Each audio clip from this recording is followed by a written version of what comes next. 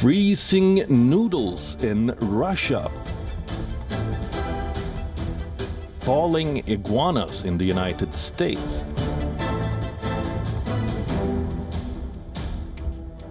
And a warm lake in Kyrgyzstan that now lies frozen.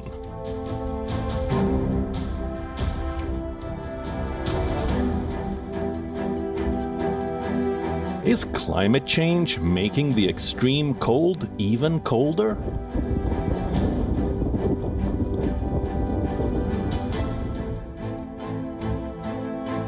And how are those affected coping with it? As the mercury dips to the season's lowest in many parts of the world, we look at the impact of the bitter cold.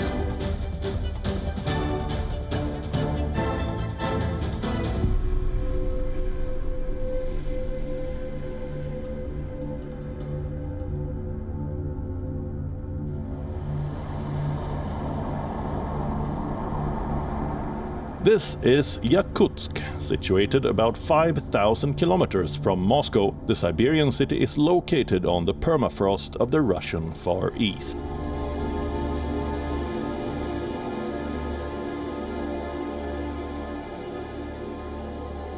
It is widely identified as the coldest city on Earth. On the 15th of January, the temperatures plunged to minus 50 degrees Celsius here. With winters dragging on for 9 dark months, the people of Yakutsk have adapted to this cold.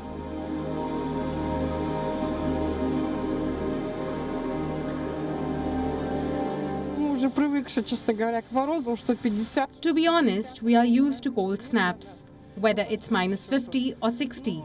There's no huge difference for us. We are used to it. We dress like this in the winter.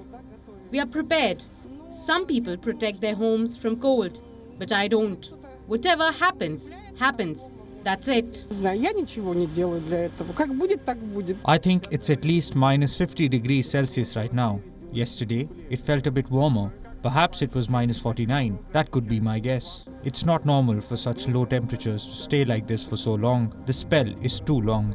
You can't fight with frost. You either adjust and dress accordingly or you suffer and drive a car. It's quite simple actually. I have 2 mittens and 2 scarves. Warm shoes are a must, and you need to cover your head. This is all very important. Also warm trousers, because the biggest heat loss is in the leg area. If your legs are cold, you are cold. So dress warmly. It's become very cold. It's hard to talk, to breathe, to move because we wear 100 layers. Working is very hard, of course, but we need to sell our products, so we're here. I'm very cold. It feels like this is the coldest winter. Another problem I've got is that my footwear isn't warm. It's very warm inside buildings, but it is very cold outside. I don't know where to find some balance. Why is it so cold in this region? The Siberian city is located about 450 kilometers south of the Arctic Circle. The average annual temperature is minus 8 degrees Celsius. Winter high temperatures are consistently below zero. The record low was recorded in February 1891, minus 64.4 degrees Celsius. You will be surprised to know that the highest temperature in Yakutsk was recorded in July 2011, 38.4 degrees Celsius. Yakutsk is the capital city of the Sakha Republic. It is rich in oil, gas, and precious metals. Thanks to its gold reserves and diamond deposits that are hidden in its permafrost, it has become one of Russia's most rapidly growing regional cities. Residents have simply learned how to live and adapt to the piercing cold, even if it means dressing up like a cabbage. We dress accordingly and feel very well. That's it. We work. Any other life hacks? Just dress warmly in layers like a cabbage.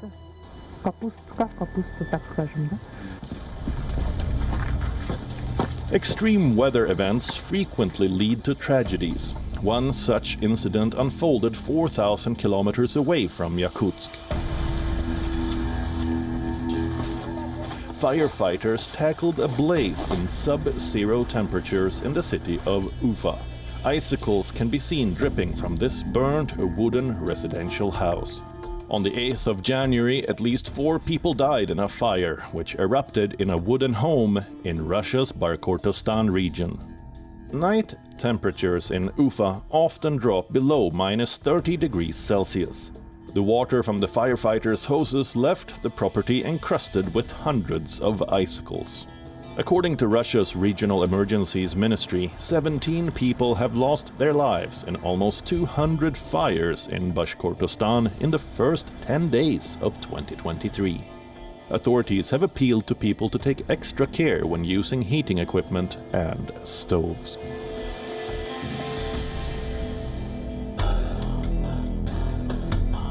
Winter and extreme cold present unique survival challenges. What are the best ways to survive the harsh weather? To begin with, wear multiple layers of clothing and try to avoid exposing yourself to the cold wind. Watch out for symptoms of frostbite and hypothermia, both of which are caused by extreme cold. Frostbite is an injury caused by the freezing of the skin and underlying tissues. It's most common in your extremities, such as your fingers, toes, ears, and nose. Hypothermia occurs when a person's core body temperature drops below 95 degrees Fahrenheit or 35 degrees Celsius. Symptoms include dizziness, difficulty speaking, and lack of coordination. It requires prompt medical attention.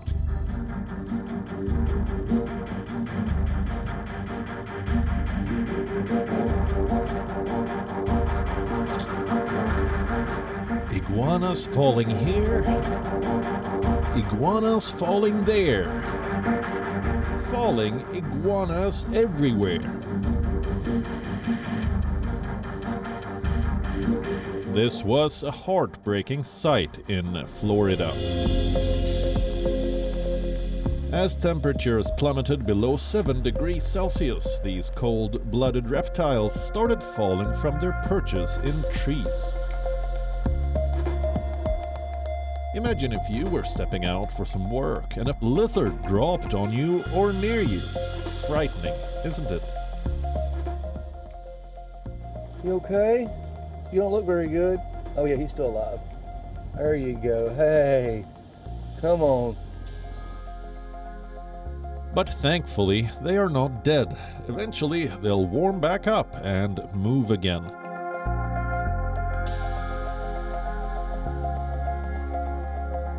But severe cold can be life-threatening, especially for the smaller ones.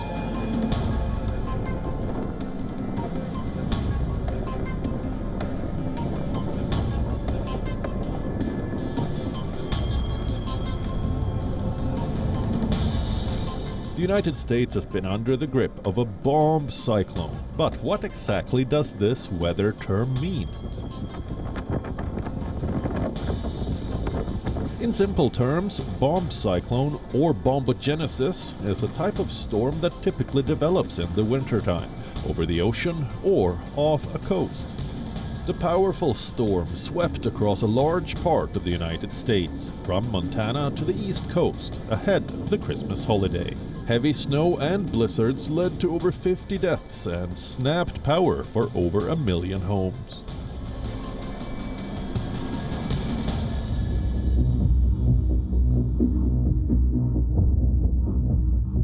It's being called the blizzard of the century. In fact, Florida witnessed the coldest holiday season in 33 years. It also seized large parts of Canada.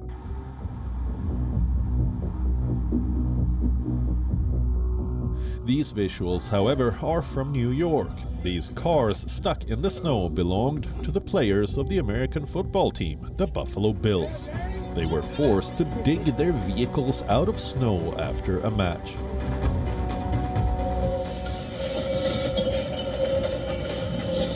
Here's another unusual sight, this one from Chicago. railway tracks on fire. Worry not, it's not an accident.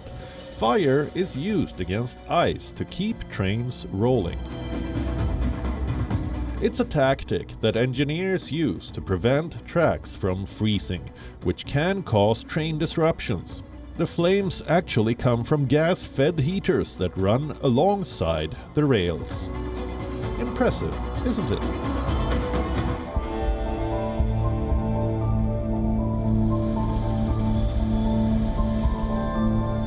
A biting cold wave swept north and northwest India, including Delhi, Punjab, Rajasthan, and Haryana.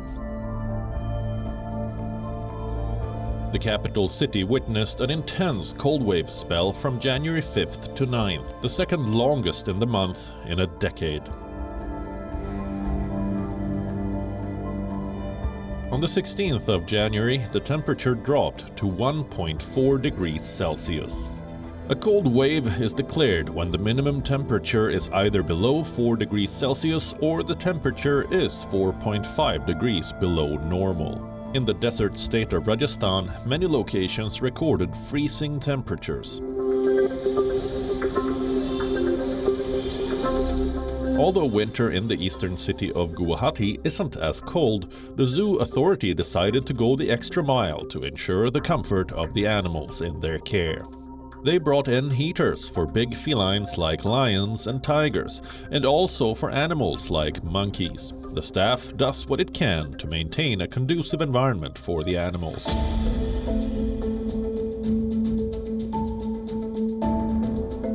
The lake froze on the 14th of January. On the 14th of January, the Isukkul Lake in northern Kyrgyzstan froze over. The temperature dipped to a biting minus 30 degrees Celsius. Contrary to its present state, Isukkul means a warm lake in the Kyrgyz language. The name was given because the water was said to never freeze due to the depth and natural warmth of the water. Until recently. The ice goes about 492 feet from shore to the center of the lake. In some places, the ice was 5 feet thick. We, the locals, have never seen anything like it. It's new for us. Isukkul is the 7th deepest lake in the world and the 10th largest by volume. Its unexpected freezing comes amid the extreme winter weather that has recently gripped several parts of Central Asia.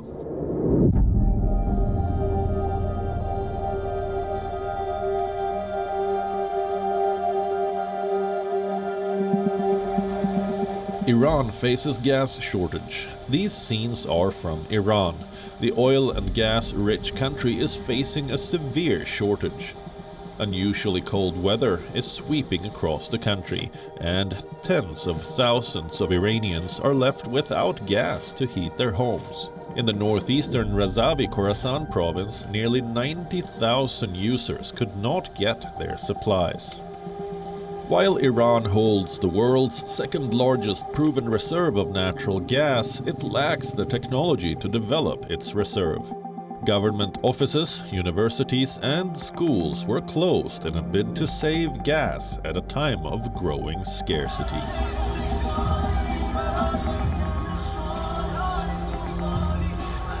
But there were many Iranians who welcomed this sudden spell. We were so happy to see such snowfall. We really enjoyed the weather. Schools were closed, so it was a good opportunity to bring the kids here and play in the snow.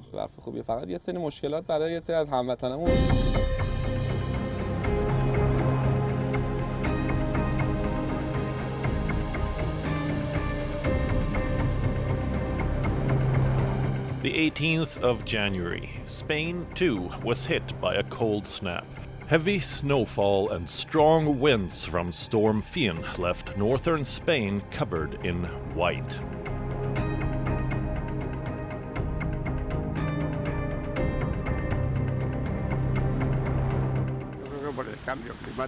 I think this is due to climate change. Either it rains a lot or it doesn't rain at all. This did not happen previously. This season we did not have much rain.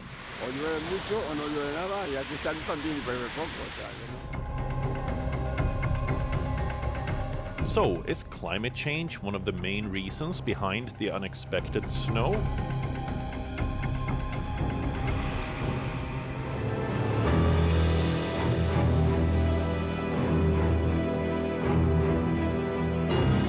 Experts seem to agree.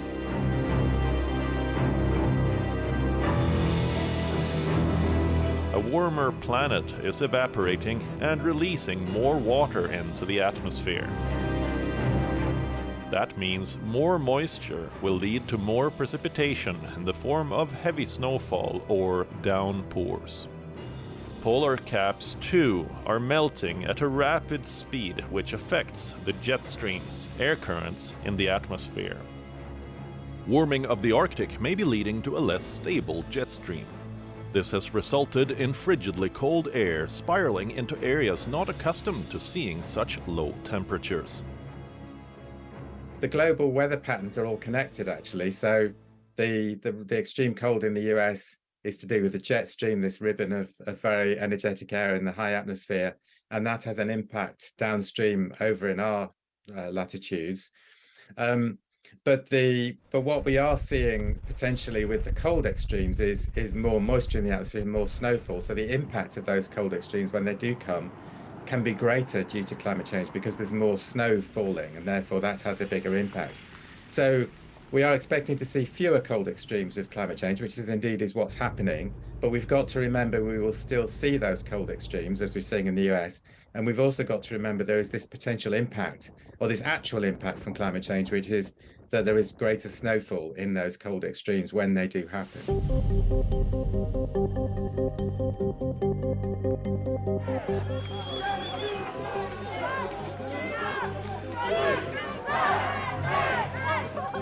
There's no future on a dead planet.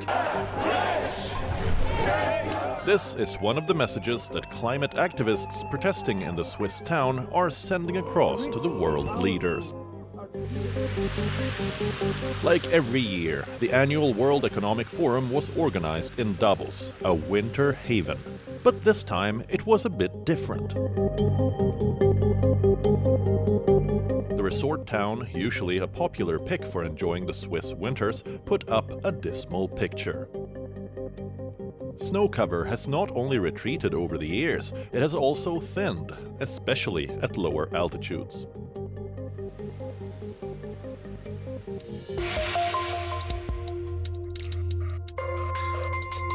Europe started 2023 with a historic winter heatwave, causing January temperatures in Switzerland to hit an all-time high.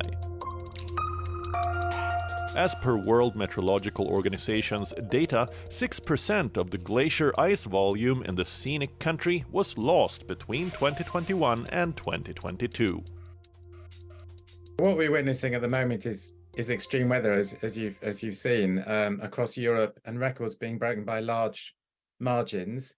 Now we expect extreme weather from time to time, but I think there is a link with climate change here because climate change is making these extremes more frequent and making heat waves more intense. And it's really striking what we're seeing across Europe at the moment. And it's showing us also the vulnerability that we have, even in relatively wealthy parts of the world. It's showing the impact, for example, on the skiing industry in the European mountains.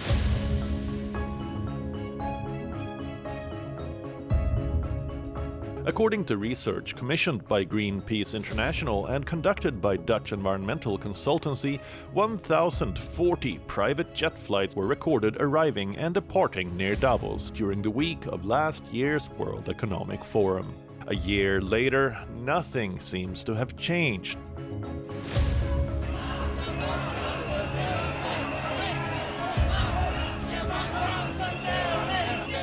The world's most powerful and rich continue to face backlash from climate activists, but it appears futile.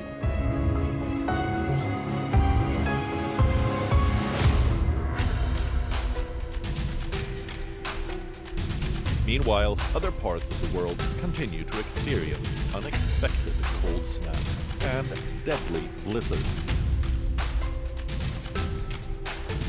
Despite rising global temperatures, blistering cold events are predicted to become more intense.